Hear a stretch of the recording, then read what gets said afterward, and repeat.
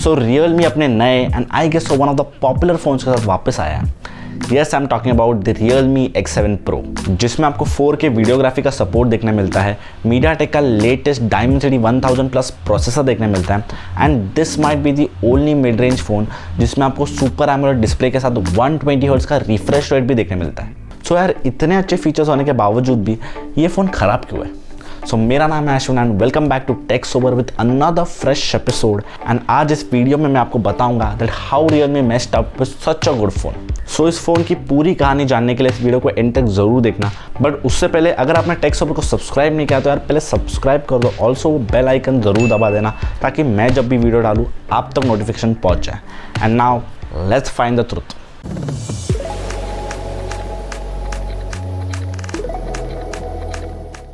So video में आगे बढ़ने से पहले फट से इसका स्पेक्स पे नज़र डाल लेते हैं। सो एज आई सेड, आपको इसमें 6.5 इंच का सुपर एमोलेड डिस्प्ले देखने मिलता है विद गोरिल्ला ग्लास 5 प्रोटेक्शन। इसी के साथ आपको इसमें 120 हर्ट्ज ऑफ रिफ्रेश रेट देखने मिलता है with 240 hertz of touch sampling rate. Also आपको इसमें 4500 mAh की बैटरी देखने मिल जाती है। उसी के साथ 65 वॉट्स ऑफ फास्ट चार्जिंग मिलता है एंड इंटरेस्टिंगली इसमें आपको type C to audio jack connector भी देखने मिलता है, वो भी इन द बॉक्स।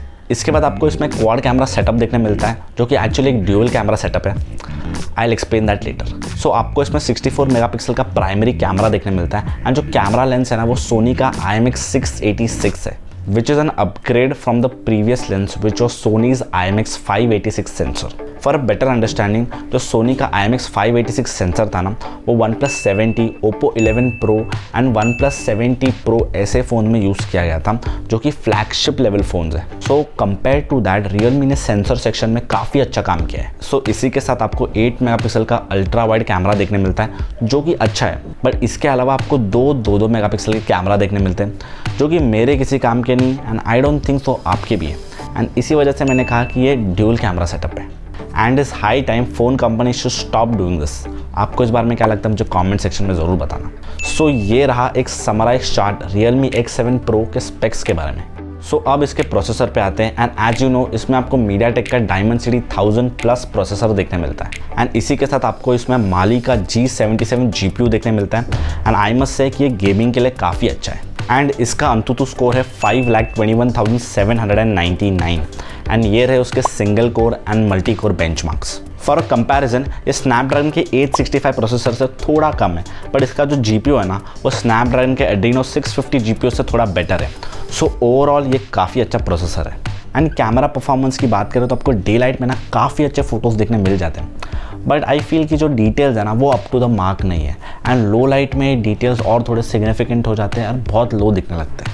ऑल्सो आपको इसमें 32 मेगापिक्सल का सेल्फी कैमरा देखने मिल जाता है जो कि काफ़ी अच्छा है, but as I said earlier कि थोड़े डिटेल्स मिस आउट कर देता है। So overall I would say कि Realme को ना अपने कैमरा डिटेल्स पे थोड़ा ध्यान देना चाहिए एंड ना इस फ़ोन के लिए कैमरा ऑप्टिमाइजेशन अपडेट भेजना चाहिए जिससे जो कलर कॉन्ट्रास्ट है, सैचुरेशन लेवल है ना वो थोड़े इंप्रूव हो सके। सो ऑफकोर्स इसमें आपको 5G देखने मिलता है, बट क्या आपको पता है इसमें आपको सिर्फ 4 5G बैंड देखने मिलते हैं, जो कि एक बुरी बात नहीं है बिकॉज बहुत सारे फ़ोन में आपको सिर्फ 1 या 2 5G बैंड देखने मिलते हैं।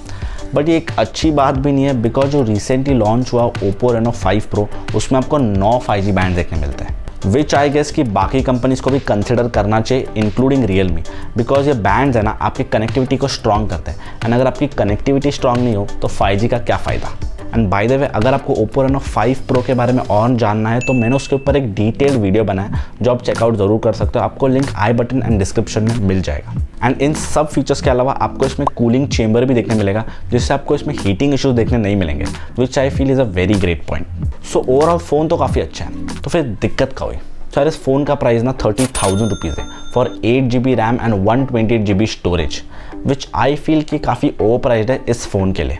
And I don't know why Realme ने इसमें कोई 6GB वेरिएंट नहीं रखा है। अगर Realme ने इसमें 6GB 128GB वेरिएंट रखा होता एंड उसका प्राइस अराउंड 26 या 27,000 तक रख दिया था तो भी एक कंसिडर करने लायक फ़ोन हो जाता, बिकॉज ये फ़ोन काफ़ी अच्छा है बट इसकी प्राइसिंग ठीक नहीं है एंड इस वजह से बहुत लोग Realme को क्रिटिसाइज़ कर रहे हैं इंक्लूडिंग मी। बट यार सवाल ये है कि आपको क्या लगता है, मुझे कमेंट सेक्शन में ज़रूर बताना। सो मैं इस फ़ोन को ना नहीं कहूँगा, बट आई वुड से कि जो 8GB 128GB वेरिएंट है ना उसी का प्राइस 26,000 तक होना चाहिए था, बिकॉज उस प्राइस पे ना ये फ़ोन थोड़ा एग्रेसिव है एंड उस प्राइस पे फ़ोन कमाल कर देता। बट इवेंचुअली सेल वेल सारे शुरू होंगे एंड इस पर डिस्काउंट आना शुरू होगा। इस पर राइट नाउ भी डिस्काउंट चल रहा है, आपको 2000 रुपीज़ कुछ ऑफ मिलते हैं ICICI का क्रेडिट कार्ड या डेबिट कार्ड पे। सो आई वुड से अगर आपको ये फ़ोन ऑफर्स में 26 या फिर 27,000 तक का मिल रहा हो then you should go for it, आप डिसअपॉइंट नहीं होगे। सो बस that's all for this video. अगर आपको वीडियो पसंद आई तो लाइक कर देना, आपके कोई भी सुझाव या सवाल हो तो उसे कमेंट सेक्शन में ज़रूर मेंशन करना। ऑल्सो अगर आप चाहते हो कि Realme इसकी प्राइस गिरा के 25,000 कर दे तो यार टेक सपोर्ट को सब्सक्राइब कर दो एंड उस बेल आइकन को ज़रूर क्लिक कर देना ताकि मेरे वीडियोज़ के नोटिफिकेशन आपको मिलते रहे एंड मैं आपके लिए ऐसे ही कमाल टेक वीडियोज़ लेके आता रहूँ। Till then peace. This is the future.